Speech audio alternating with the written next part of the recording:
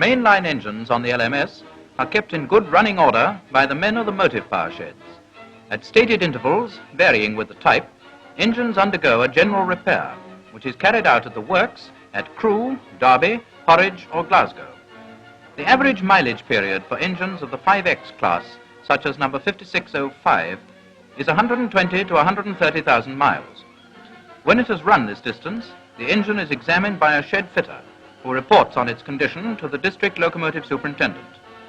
If the district locomotive superintendent considers a general repair necessary, he makes out a proposal which gives details of the present condition of the engine and states how long it can run before a repair becomes urgent. This proposal is sent to the shopping bureau at Euston, where records of each of the 7,678 engines are kept. The life of an engine is largely dependent on the life of its boiler. Before a decision can be made to give engine 5605 a general repair, the shopping bureau issue instructions to one of their boiler inspectors to examine her boiler. In due time, he visits the shed where the engine is ready for his inspection.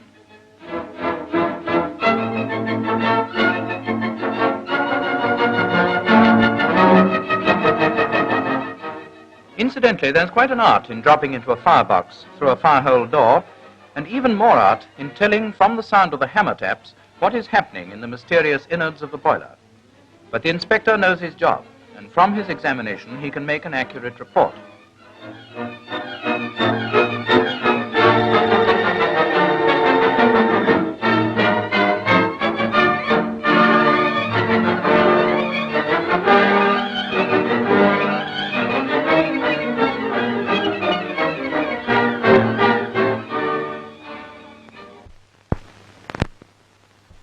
His report is sent to Euston, where the proposal is again considered, and a decision is made as to whether or not the engine shall have a general repair.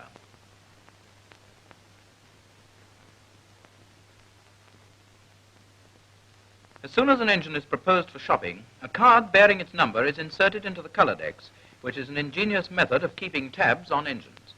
This card will be changed from section to section of the index until the engine is repaired and again on the road.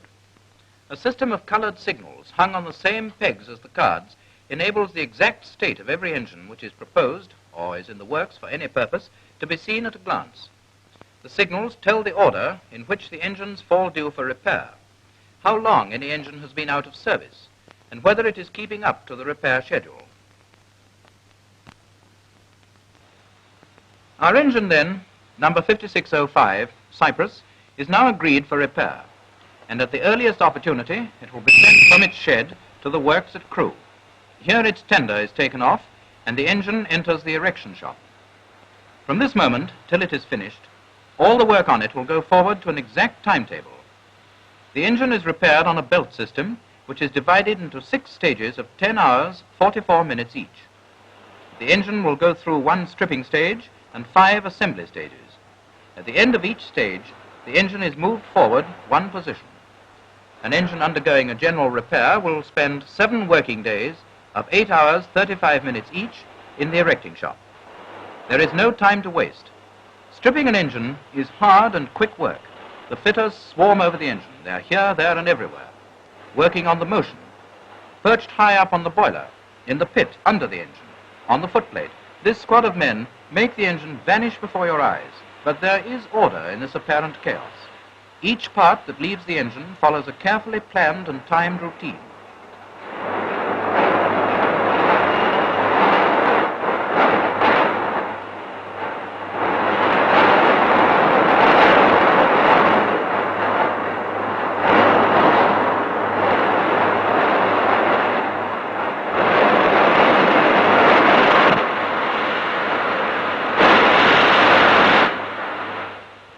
Soon now the wheels can be taken off, or rather the engine can be taken off its wheels.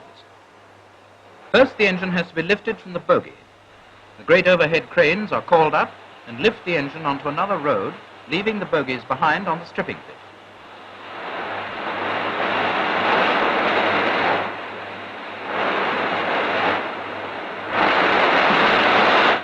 While the engine is on the spare road, jacks are prepared on the stripping pit to receive it.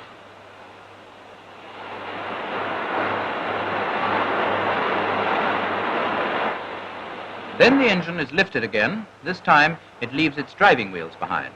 It's craned across the shop, lowered, and comes to rest on the jacks where the work of stripping proceeds. It's a fascinating but rather a sad sight, this swift dismantling of an engine. The locomotive which possesses such romance, such individuality while it's on the line, here becomes merely a piece of machinery to be taken to bits in the shortest possible time. But these fitters are full of pride in their job. They know that they're contributing something towards the fine service which is rendered to travellers by the railway.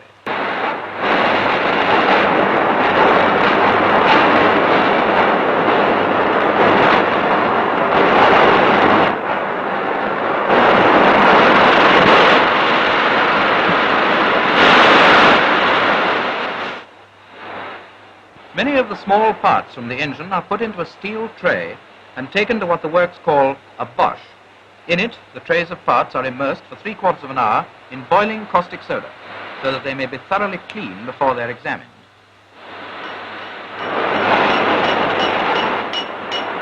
The most rigorous examination is carried out on each part of the locomotive. These experts have keen eyes for the slightest flaw in the steel parts. Flaws may be revealed by a hairline of oil emerging where the part is hammered. As each of the parts of the engine is examined, the examiner marks it to show what repair work must be done before it is replaced on the engine. Certain parts, of course, have to be renewed entirely.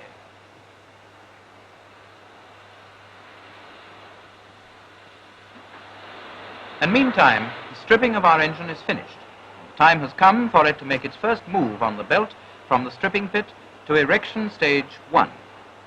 The engine frames are removed from stage to stage by 2 overhead cranes, which are worked by expert cranemen. These giant loads are moved about the shops as easily as the small parts, and are dropped into place with astonishing precision. Whenever the engine is moved, it is most important to see that the frames are properly set up and level before anything is mounted on them. Meanwhile, in other parts of the works, the repair of the parts has been proceeding. In the white metalling shops, the axle boxes and bearings are being remetalled and the bearing surfaces machined and finished. After machining, the surfaces are burnished to a high polish.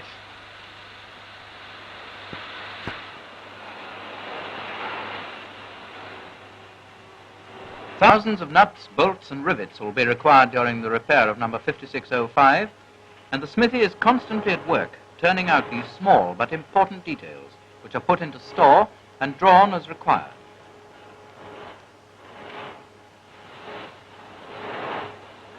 The general repair of the engine is planned with the utmost detail.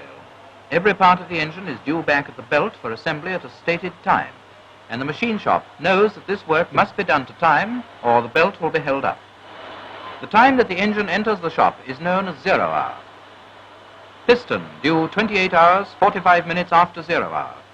Piston rings 26 hours, 45 minutes after 0 hour. Reversing rod 37 hours, 15 minutes after 0 hour. Piston valves 39 hours, 30 minutes after 0 hour.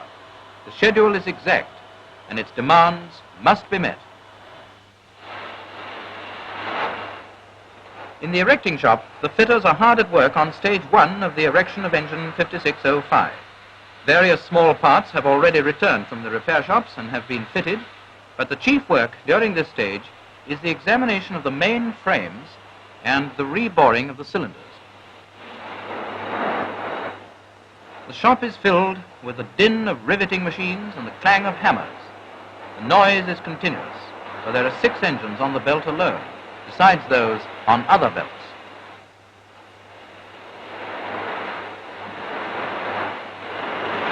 After 10 hours, 44 minutes, the time has come for our engine to move from stage 1 to stage 2 of the belt.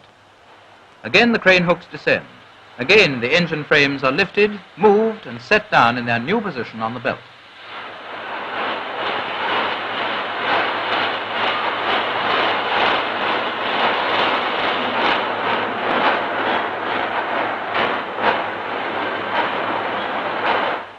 As number 5605 is a standard engine of the 5X class, the boiler which is put back after the repair need not be the one that was taken off. This means that a boiler can be ready for the engine without delay. Back in the erecting shop, the fitters are setting and grinding the horn blocks. The work is going to time. All the parts have arrived to schedule, and the fitters have been ready for them. Now it's time for the boiler to come. The schedule says that the boiler is due 27¼ hours after the engine goes onto the stripping pit. The distant boiler shop is also up to time. Exactly when it is needed, the boiler arrives. Without a moment's delay, it is lowered into position on the frames, and once again, number 5605 begins to look like an engine. But there's still a great deal to be done before she's anything like an engine in the eyes of the works. It's nearly time for number 5605 to move from stage 2 to stage 3.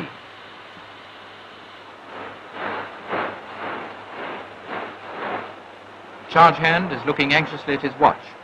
The whistle shrills. The cranes arrive on the spot. Dead on time, the engine is lifted and smoothly swung to its new position. At once, without a moment's delay, the fitters get to work again, whilst behind 5605, another engine takes its place on the belt. Now, in the erecting shop, the familiar parts of the engine begin to arrive thick and fast, and as quickly as they arrive, they are expertly fitted. From all over the works, they come to the erecting belt, always exactly to time. The organization behind this remarkable feat is wonderful. 6,000 men scattered over 19 shops are all working on repairs and getting their jobs done to the minute.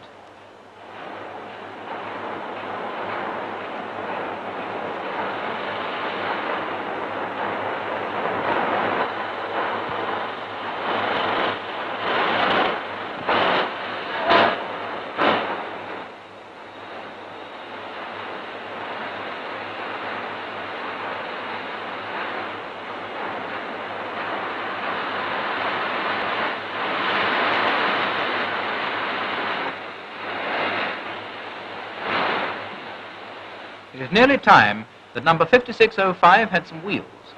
On the adjoining road, they are being prepared for fitting. Wheeling of this class of engine is done in two parts. The first move is onto the trailing wheels and bogies.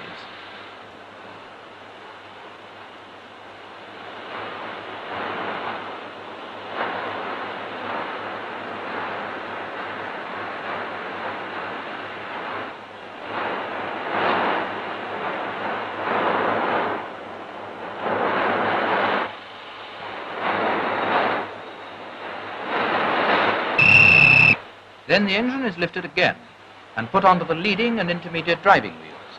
This carries the engine forward to the last of the erection stages.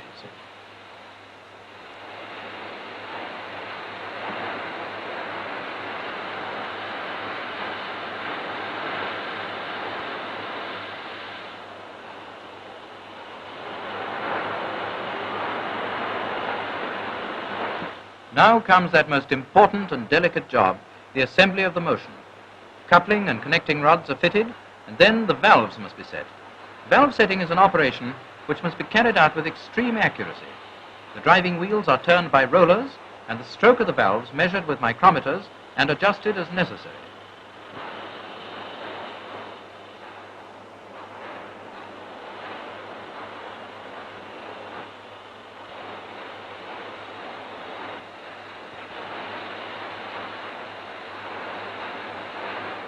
In the assembly of the rest of the motion, too, there is need for skill and care, for on the work done during this stage will depend, to a very large extent, the successful running of the engine. Smoothly, steadily, the work of assembly goes forward. Gleaming rods enter their predestined places with a beautiful accuracy. Now, indeed, the engine is becoming her old self, but with a difference.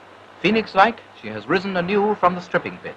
She is young and powerful again, and as her assembly nears completion, she feels herself given new life, new strength.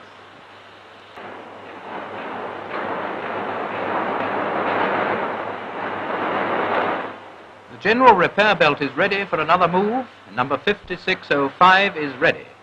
Mechanically, she's almost a new engine again, fit for 100